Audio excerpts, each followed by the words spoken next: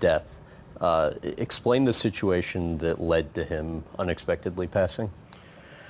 The situation was, so he used to do online share trading, and that was something that became quite a big thing back then when in 2006 when he started doing it.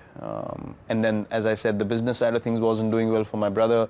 The house was on rent, and then his online share trading account suddenly crashed. So one transaction went really bad, and all the transactions that he'd done before that and whatever he had accumulated sort of went down in a go. So he really the amount of stress it brought onto him mentally was huge. So he had a stroke. He had a clot form in his brain. I didn't know it because I was playing my first season and I was at practice, and I was coming back from practice, and I reached the house, and then my cousin's sister was there, and I asked her where everyone is, and she's like, no, they've just gone for a regular checkup. I was like, why would everyone in the house go for a regular checkup?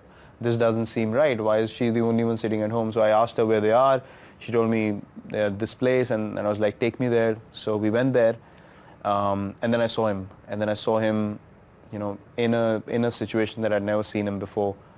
And what was the situation?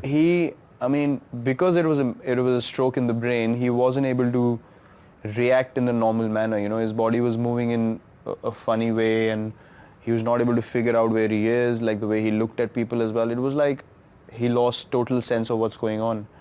So I saw him like that, and then they took him to the operation theater, and then it was a very difficult time because they did the operation, then he came back home, and then he was in rehab, but I saw him, left side of his body got paralyzed, left side vision also got compromised, and he was just not able to communicate that well, even with the family members anymore, and couldn't do anything by himself. People had to pick him up and take him to the toilet, and there he was, a self-made man. He would just, in the house, if something went wrong, he wouldn't call anyone. He'd just open the socket, the electric socket, and just start fixing things himself. So he was that self-made, and he wasn't dependent on anyone. So for a person like that to go through that, he couldn't handle it after a while, and then eventually after a couple of weeks of rehab, he got a cardiac arrest. And you were there? I was batting night. Actually. I was playing a game, and we were playing one of these 4-day games, which used to happen at the first class level, and I was supposed to resume batting the next day. And this happened around 2:30 or 3 in the morning, and we all woke up and we had no idea what to do, and he was gone by the time we woke up, and I literally saw him take his last breath in front of me. And I tried to pump his chest and all that, nothing worked. And then there were a few doctors around in that area that we lived in. We went to their place. No one opened the door because it was 3 in the morning. We couldn't get any response, and then we drove him to the hospital. But by the time they tried electric shocks and everything, all those kind of things, but nothing worked. He couldn't recover at all. So my sister and my brother and my mother, they all broke down, and funnily enough, I couldn't cry at all.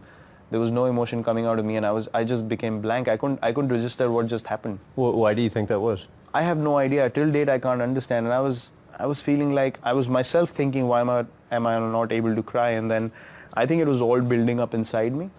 So when we came back, and everyone, all the relatives came in to sort of, pay their condolences and stuff like that. And then I called my coach in the morning, and I asked him, or I told him what had happened. And then he asked me, what do you want to do? I said, I want to go and play. So he said, are you sure? And I was like... Because you had a game that day. Yeah, and for me, leaving a cricket match was something which was not acceptable, regardless of what happened in life. Not going to a match was not an option I ever had, or I couldn't register that option in my mind. So I said, I'm going to go. And he said, okay, if that's your decision, go ahead. So I left the house. I hadn't cried at all, nothing, no emotion. And my family was actually feeling a bit nervous looking at me because I was showing no emotion, and everyone was like, crying, and they were emotional. And then I went to the game, and I picked up a friend of mine again, and I told him what had happened. He thought I was joking. He didn't believe me. We kept going. We reached the stadium, and when we reached the stadium and I sat in the change room, and he told everyone what had happened. So when everyone came around me to tell me, we're sorry for you, and that's the time I really broke down, and that's the time all that emotion came out, and I don't know why. The strangest part of the whole story to me was that night when you called your coach back and you were upset. He was surprised that you weren't upset about what he would have thought it was about. You were upset about your performance in the game. I was upset because the umpire in the game made a wrong decision, and he gave me out when I wasn't out.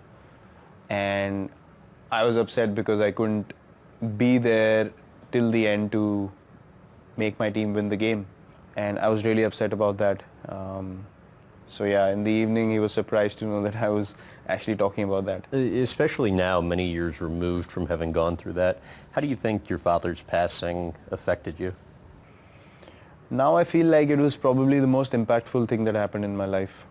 Because I remember that day, I came back from the game. After I got out, I came back to do the cremation and all the rituals that follow. And I remember telling my brother specifically that I am going to play for my country, and I am going to play this game at the highest level, and there's nothing else in life that can distract me anymore. Because it was my father's vision as well. He wanted me to, play at the highest level, and he was really, really keen on me playing at the highest level as well. So I remember making that promise to my brother, and then everything in life became second priority after that. Yet it wasn't immediate that the success came after that, right? I mean, you kind of for a couple-year period of time started struggling. In what ways did you begin to get careless off the field? So the thing is that the incident happens in your life and then you move on with it. You don't know the kind of motivation it registers in your heart. I always knew that nothing else can distract me from achieving my goal, but the immediate distractions were too many. Traveling to other countries, going out, regularly, having drinks with friends, and just not being that focused. But the one thing that remained constant was every time I was down, every time I hit rock bottom, somehow I was able to put everything aside and say, right, I'm going to work hard and I'm going to get back up. So it's not like I made a promise that I'm never going to fall down. Obviously I was going to fall down. That's life. That is always going to happen in sport and life. But the ability to come back again and again made me realize that that incident was the one incident that helped me become mentally so strong that I could, even if I was distracted, because I'm human, I will make mistakes,